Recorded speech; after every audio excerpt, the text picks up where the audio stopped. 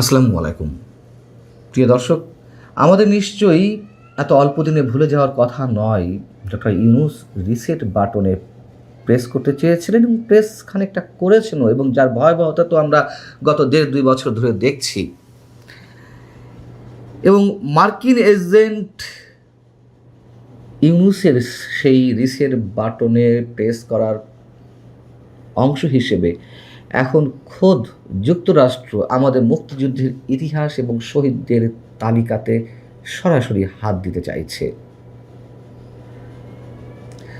তারা আমাদের মুক্তিযুদ্ধের সঠিক ইতিহাস সুরক্ষায় এবং শহীদদের ডাটাবেস তৈরিতে, পাশাপাশি জুলাই আন্দোলনে যারা নিহত হয়েছেন তাদের তালিকা এবং সেই ইতিহাস সংরক্ষণে মার্কিন পাবলিক ডিপ্লোমেসি টিমের মাধ্যমে প্রযুক্তিগত সহায়তা দিতে চায়। আপনারা জানেন যে মার্কিন রাষ্ট্রদূত ব্রেন্ট ক্রিস্টেনসেন তিনি সোমবার আমাদের মুক্তিযুদ্ধ বিষয়ক মন্ত্রী আহমদ আজম খানের সঙ্গে বিশেষ উদ্দেশ্যে দেখা করতে গিয়েছিলেন, এবং খুব স্বাভাবিক, মুক্তিযুদ্ধ বিষয়ক মন্ত্রীর সঙ্গে দেখা করতে গেছেন, সেখানে তো আমাদের নানান ধরনের ইতিহাস নিয়ে কথা উঠবে, এবং সেই সুযোগে তিনি বললেন, ব্রেন্ট ক্রিস্টেনসেন বললেন যে তারা এইসব বিষয়ে সহায়তা দিতে চান। কেন এত কিছু থাকতে তারা সরাসরি আমাদের মুক্তিযুদ্ধের ইতিহাস এবং শহীদদের তালিকাতে হাত দিতে চাইছে? সমীকরণটা মেলানো একটু জরুরি। এবং এ কথা তো আর নতুন করে মনে করিয়ে দেওয়ার দরকার নেই যে 71-এ এই বাংলায় যে গণহত্যা সংঘটিত হয়েছিল তাতে সরাসরি সমর্থন ছিল যুক্তরাষ্ট্র এবং চীনের। সেই গণহত্যা সংগঠনের জন্য পাকিস্তান যেসব অস্ত্র ব্যবহার করেছিল তার অধিকাংশই এসেছিল এই দুই রাষ্ট্র থেকে। মার্কিন কংগ্রেসের অস্ত্র নিষেধাজ্ঞা থাকা সত্ত্বেও হোয়াইট হাউসের বিশেষ নির্দেশে তৎকালীন প্রেসিডেন্ট নিক্সন এবং তার নিরাপত্তা বিষয়ক উপদেষ্টা হেনরি কিসেঞ্জারের পরিকল্পনায় পাকিস্তানের সামরিক বাহিনীকে তারা ট্যাঙ্ক, অস্ত্র, গোলাবারুদ সব কিছু দিয়ে আসছিল, সরবরাহ করে আসছিল। এমনকি মার্কিন কংগ্রেসের নজরদারি এড়াতে ইরান এবং জর্ডানের মাধ্যমে বোমারু বিমান পাঠানোর আয়োজন করেছিল। নিক্সন বাংলাদেশের স্বাধীনতা ঠেকাতে পারমাণবিক যুদ্ধেরও হুমকি দিয়েছিল। আর সপ্তম নৌবহর তো রওনাই দিয়ে দিয়েছিল তাদের নির্দেশে। এগুলো আমাদের সব জানা ইতিহাস। এগুলো বলছি এই কারণে যে আমাদের সমীকরণটা মেলানো প্রয়োজন। যুক্তরাষ্ট্র কেন আজ অবধি আমাদের গণহত্যাকে স্বীকৃতি দেয়নি? আমাদের উপরে যে গণহত্যা সংগঠন করা হয়েছিল,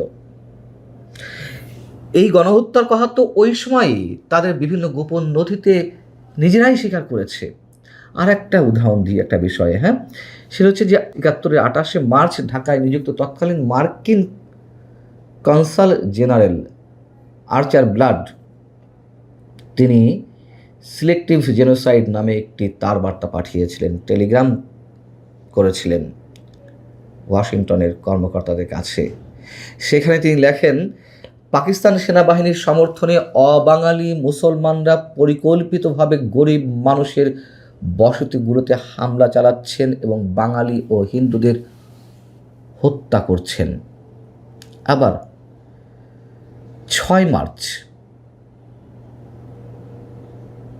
মার্কিন দূতাবাসে কর্মরত 20 জন কূটনীতিক তারা একটি প্রতিবাদ লিপি পাঠায়, যাতে স্বাক্ষর করেছিলেন সেই কনসাল জেনারেল আর্চার ব্লাড, যেটি ব্লাড টেলিগ্রাম নামে পরিচিত। এটি পাঠানো হয়েছিল 6 এপ্রিল।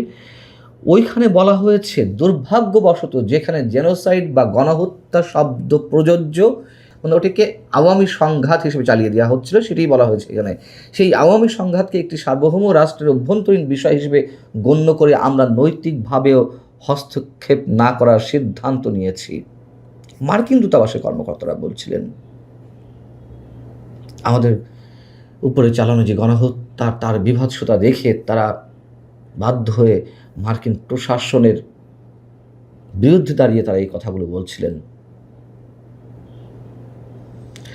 এবং সেখানে উল্লেখ ছিল যে সাধারণ মার্কিনরা এ নিয়ে ঘৃণা প্রকাশ করেছেন। 8 এপ্রিল জেনারেল ব্লাড আরও একটি টেলিগ্রাম পাঠান। সেখানে লেখা ছিল, হিন্দুদের উপরে যে নগ্ন পরিকল্পিত ব্যাপক দমন পীড়ন চালানো হচ্ছে তার ক্ষেত্রে গণহত্যা শব্দটি পুরোপুরি প্রযোজ্য। এমনকি চলতি বছর 20 মার্চ মার্কিন প্রতিনিধি সভায় পরিষদের অন্যতম সদস্য গ্রেগ ল্যান্ডসম্যান তিনি একটি প্রস্তাব উত্থাপন করেন। 71-এ বাংলাদেশের উপরে সংঘটিত যে নারকীয় তাণ্ডব চলেছে সেটিকে গণহত্যা হিসেবে স্বীকৃতি দেওয়ার জন্য প্রস্তাব তোলেন। প্রস্তাবে বলা হয়েছিল, 1971 সালের 25 মার্চ রাতে পাকিস্তান সরকার শেখ মুজিবুর রহমানকে কারাবন্দী করে এবং পাকিস্তানি সামরিক বাহিনী জামায়াতে ইসলামীর আদর্শে অনুপ্রাণিত উগ্র ইসলামপন্থী দলগুলোর সহায়তায় পূর্ব পাকিস্তানে অপারেশন সার্চলাইট নামে দমন অভিযান শুরু করে। অভিযানের আওতায় বেসামরিক নাগরিকদের উপর ব্যাপক হত্যাকাণ্ড চালানো হয় এবং তার যে পরিসংখ্যান নিহতের শহীদদের, সেই জায়গা থেকে গণহত্যা হিসেবে এটিকে অভিহিত করা হোক বা এই প্রস্তাবে স্বীকৃতি দেওয়া হোক। যুক্তরাষ্ট্র সেই মুক্তিযুদ্ধের ইতিহাস সংরক্ষণে তার মার্কিন কংগ্রেসে এটি তো আর পাশ হয়নি প্রতিনিধি সভায়, তো সেই যুক্তরাষ্ট্র কেন এত উদ্গ্রীব হয়ে পড়লো আমাদের মুক্তিযুদ্ধের ইতিহাস এবং শহীদদের তালিকা নিয়ে? এবং যেই জামাত তারা নিজেরাও আমাদের মুক্তিযোদ্ধা বা মুক্তিযুদ্ধের সংজ্ঞা নির্ধারণ করতে চায়। আপনারা জানেন যে 12 ফেব্রুয়ারি নির্বাচনের মাধ্যমে বিএনপি যখন সরকার গঠন করে তখন বেশ কিছু অধ্যাদেশ দ্রুতগতিতে পাশ হয়। তার মধ্যে একটি প্রথম দ্রুতগতি বলতে প্রথম অধিবেশনেই পাশ হয়। তার মধ্যে একটি ছিল জাতীয় মুক্তিযোদ্ধা কাউন্সিল 2025।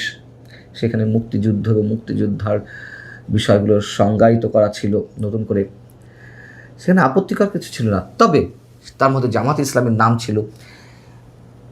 বর্তমান প্রধান বিরোধী দল জামাত সেখানে নোট অফ ডিসেন্ট দিয়ে রেখেছে। তারা মুক্তিযোদ্ধার সংজ্ঞা নির্ধারণ করতে চায়।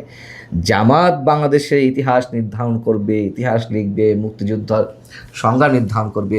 যুক্তরাষ্ট্র আমাদের ইতিহাস শহীদদের তালিকা তৈরিতে সহায়তা করবে। বড় অদ্ভুতভাবে সব মিলে যাচ্ছে। এবং পাকিস্তান হচ্ছে এই মুহূর্তে যুক্তরাষ্ট্রের সবচেয়ে বড় বন্ধু। এই 21 শতাব্দীতেও তাদের এই মিত্রতা নতুন কিছু নয়। তার ইতিহাস তো বললামই যে তারা কতটা সোহাগা ছিল বা এখনো আছে। বলছি, বৈশ্বিক ভূ রাজনৈতিক জায়গা থেকে এখনো পর্যন্ত পাকিস্তান এবং যুক্তরাষ্ট্র একে অন্যের সবচেয়ে বড় বন্ধু। বাংলাদেশে ইউনূস সরকারের সময় থেকে যেই অপ্রতিরোধ্য প্রভাব পাকিস্তানে শুরু হয়েছে, সেই সময় থেকে যুক্তরাষ্ট্রেরও যে প্রভাব সেটিও আমরা জানি।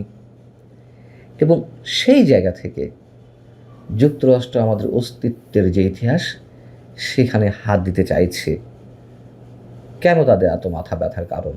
ওই যে শুরুতে যেটি বলছিলাম, তারা তো প্ল্যান করেই সব কিছু এগোচ্ছে। এবং ডক্টর মোহাম্মদ ইউনূস যে মার্কিন এজেন্ট, তার মুখ থেকে রিসেট বাটনে প্রেস করার কথা বেরিয়েছিল। ব্রেন্ট ক্রিস্টেনসন জুলাই আন্দোলনে নিহত বা সেই আন্দোলনের ইতিহাসও সংরক্ষণে সহায়তা করতে চায়, সেটা করুন, কোনো আপত্তি নেই, করতে থাকুন। জুলাই আন্দোলনে অবশ্যই সাধারণ মানুষ অংশগ্রহণ ছিল, তাদেরকে হিপনোটাইজ করে ভুল বুঝিয়ে পথে নামানো হয়েছিল, এটি বাস্তবতা। ব্লুপ্রিন্ট ছিল যুক্তরাষ্ট্রের, এটিও নতুন কিছু নয়। এখন আস্তে আস্তে সব বের হচ্ছে। এই যে এনসিপির নেতারা, তাদের যে তাত্ত্বিক গুরু ফরহাদ মাজার, তিনি নিজেও তো বলেছেন যে যুক্তরাষ্ট্র রেজিম চেঞ্জ করেছে।